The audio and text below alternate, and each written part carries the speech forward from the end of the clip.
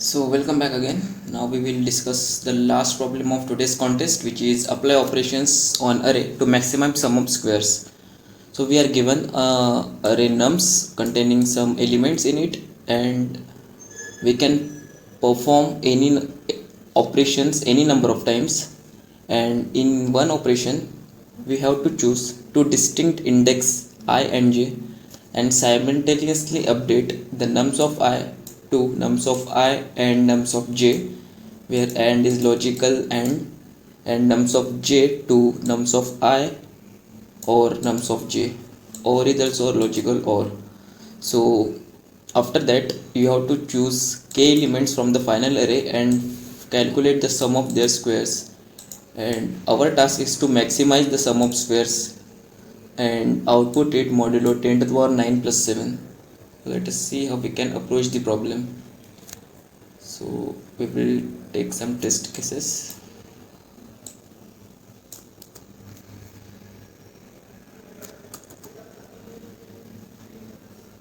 So this is our first test case. So let us see what are the number of types of operations we can have for I and j as bitwise. So I can be 0 and j can be 0. Now if we perform the operation on these particular bits, now performing OR operations will be having OR equal to 0, and OR and operations between two also have AND equal to 0. So 0 0 will be changed to 0 0 itself. Now suppose I is 0 and j is 1. Now if we perform AND operations between these two bits, then the AND will be 0 and it will assign to I, and if we perform OR operations between two elements, so it will be 1 and it will be assigned to j. Now if I equal to 1 and j equal to 0, then logical AND of 2 is 1 and 0 is 0, it will be assigned to I. Logical OR of 1 and 0 is 1, it will be assigned to 1. Now the last case which is remaining, which both are 1s, and OR of 2 is 1 and AND of 2 is 1. So you can see one observation here is that if both are 0 0 0 1 and 1 1, it is remaining same, but only in this case where I is 1 and j is 0, they are flipping the bits. So you can take the observation. If we take the first test case, which is 2, which is 0 0 1 0, next is 6 0 1 1 0, 5 is 0 1 0 1, and 8 is 1 0 0 0. Now we know that at last we have to make k equal to 2, that is 2 number at max at possible. So we know that if we perform these three operations, this is first, this is second, this is third, and this is fourth. So if we perform operations of type 1 2 and 4, it will have no effect because it will make all the bits the same whatever it was before. But applying operation of type 3, it will change the bits. Like if it was, so if we perform operation on these two numbers, then we know that this is the ith number where we are performing operation, and this is the jth number. Now we know that the ith bit should be 1 and jth bit should be 0. Now we can see that there is no such combination where ith bit is 1 and jth bit is 0. So if we perform any operation of this type, then it will have no effect. So we can perform operations on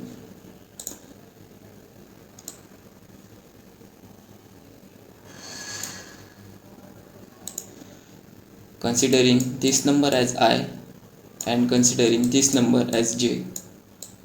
Now if you apply operation of third type, considering this as ith number and this as jth number, then it will make the flipping of these bits, means 1 will go downwards and 0 will come upwards. So the changed array will be 2 will be at top. Now the 0 will come up, that is 1 0 0, and 1 will come down, and remaining the numbers will be as it is. What is happened is that the 1 is come downwards, right? So if we perform this operation likewise, the final array will look like, so this one will be go at bottom, these two ones will go at bottom, this one will go at bottom. We will perform this operations n square time. After that the array will become 0 0 0, the number of ones. So here the number of ones in the leftmost bit are 1, so it will having one number of bits. Now in this particular column number of set bits are 2, so it will go at bottom.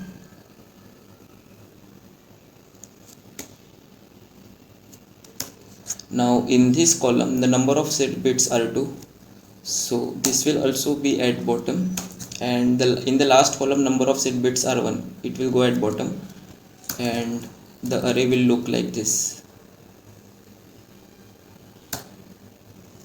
This is the final representation of array. After applying these operations, n square times means this number is performing operation of type 3 with all of its remaining numbers, so it will have this particular type of configuration at last. So the main observation is that we have to make this configuration because we are performing the sum of squares of each number at last. So for getting the maximum number, we have to make the maximum number at max at possible, and the remaining numbers will be the second maximum number which can be formed. So this is the optimal solution we can get for finding the maximum value of a number, and let's try to implement it. So we will be storing the count, that is the number of set bits, and first we have to iterate through all the numbers.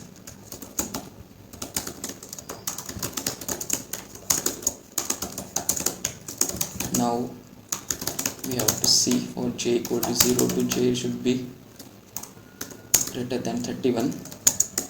If it is set which is nums of I, and then increment the counter of jth bit. After that we will be having a raise variable and a mod variable which is 1 in 9 plus 7. After that we will be going through first k numbers.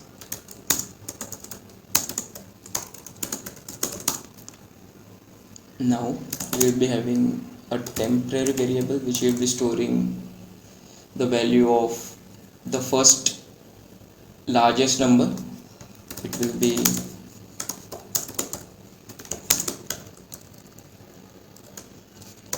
so now we know that at the rightmost column there are count of j number of set bits, right? So if this particular bit is set, we can assign it to that number, so it will be if and only if it has some set bits, and we will be decreasing the number of set bits because we have assigned here, and then increase our res to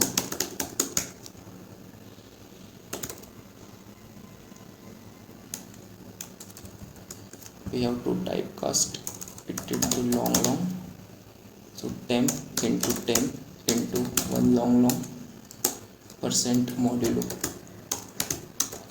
and at last we will be returning the res.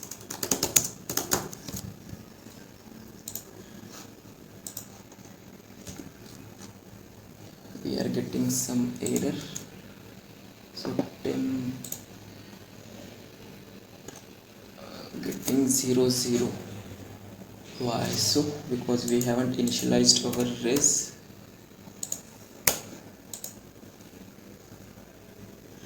Still we are getting 0 0. So we are incrementing the count.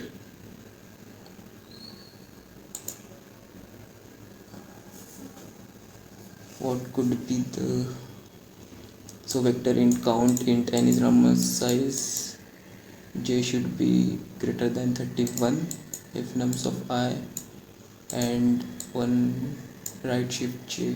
If it is set, then we are incrementing int raise is equal to 0 mod equal to 9 plus 7 int I equal to j.